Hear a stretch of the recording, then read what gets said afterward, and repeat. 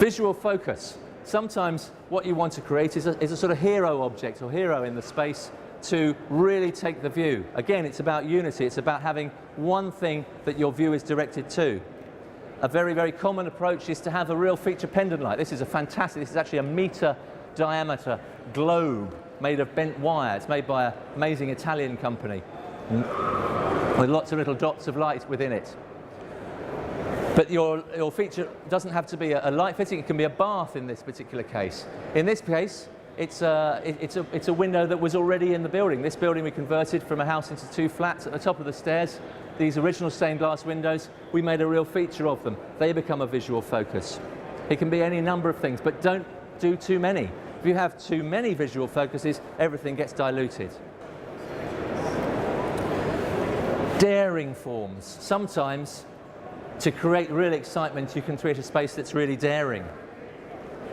In this particular case, we've got what would be easily to do as a pitched roof extension. They've offset the pitch so that the ridge doesn't meet. It's created a much more interesting form, more exciting interior because the ceiling slopes up with that roof. The whole thing's more dynamic. This photograph, apologise for the foreground, this project hasn't been finished as yet, so I wanted to show the photograph, so ignore this area of the floor. That's all going to be landscaped and terraced in due course. But you can see here, this extension to what is really quite a standard looking house, very, very free form in its shape, all clad in zinc with windows in different configurations, sliding doors, very exciting, very fluid. Inside, it creates these exciting, almost claw-shaped roof lights and very, very interesting ceiling scape, and this sliding pocket door helps to divide the space up in the way that the customer wanted.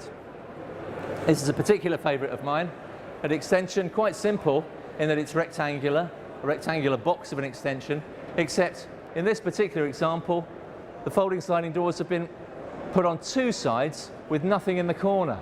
Took quite a lot of engineering to get this to be absolutely strong enough so that the corner didn't dip. If you imagine if the corner dipped, the doors would jam, it'd be a disaster. So we had to get this absolutely right, but it works an absolute treat, and you get this lovely inside-outside effect, but also a really daring structure. If you're asking for wow factor, I think that's a lovely example of it. Inside-outside, well, that last example shows you a lovely way of bringing the outside inside or connecting the inside to the outside. Here's some more examples of how they can connect in. This is quite a popular type of example here. Folding sliding doors, having a deck terrace at the same level as the floor inside. When the sun comes out, like it will this weekend, the doors get thrown back and that room outside becomes part of the interior. Even when the sun's not out and it's raining and the doors are shut, there's still a sense of the space flowing outside, makes everything feel bigger and more impressive. In this example, rather than folding sliding doors, we've got a ginormous single sliding door that slides sideways. Now the great thing about that, the same level access through here to create that continuity. The great thing about this is because it's not a folding door, you had a much larger uninterrupted piece of glass. So no vertical glazing bars to break it up, one big sheet. Of course the downside is you can't throw it all the way out of the way, but when it's closed, more uninterrupted view, more sense of that space flowing from inside to out. Of course, it doesn't even need to be doors. This example, where the ground floor of the house is quite a lot higher than the garden, it was just about creating a lovely big view. This window is in fact something like 6 meters long, absolutely enormous, creates a lovely, lovely big picture view of the beautiful garden that these people had. In that particular case, the wow factor wasn't in the house, it was about seeing the wow which was in the garden. Bring me back to daylight. Daylight again, obviously through the inside-out thing, a lot of that is about daylight. Maximising daylight, getting the daylight to pour in is another wonderful way of creating excitement in your interior.